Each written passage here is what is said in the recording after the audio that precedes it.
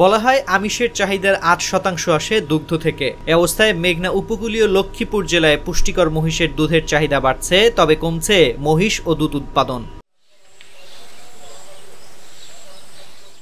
2 বছর আগেও এই জেলায় ৬৫,০০০ থেকে ৭০,০০০ মহিষ ছিল, এখন তা ৫০,০০০। ৭ কারণে এখানে দিন দিন মহিষ ও মহিষের দুধের উৎপাদন কমছে। এ নিয়ে প্রাণী সম্পদ বিভাগ সহ সংশ্লিষ্টদের কোনো উদ্যোগ না থাকায় ক্ষুব্ধ প্রান্তিক চাষিরা। সংশ্লিষ্টদের সঙ্গে কথা বলে জানা গেছে 4 থেকে 5 বছর ধরে চরে মহিষ পালন কমছে। এর জন্য তারা 7টি কারণ চিহ্নিত করেছেন। এগুলো হলো চরে মানুষের বসতি, চাষাবাদ বৃদ্ধি, খাদ্য ঘাস সংকট, সহজ শর্তে ব্যাংক ঋণ না পাওয়া, প্রশিক্ষণের ব্যবস্থা না করা, নদীপথে চুরি ডাকাতি এবং ঝড় জলোচ্ছ্বাস থেকে রক্ষা পেতে সরকারিভাবে পর্যাপ্ত মাটির কিল্লা নির্মাণ না করা।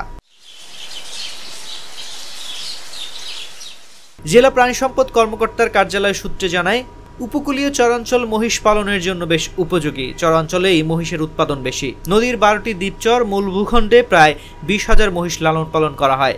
এর মধ্যে সদরে 5,700, রামগতিতে 6,300, কমলনগরে 6,000 এবং রায়পুরে 1,200।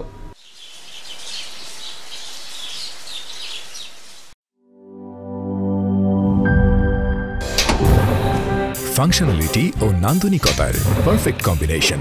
সায়েন্টিফিক নজল ও ব্রাস বার্নার ক্যাপ 50,000 বার।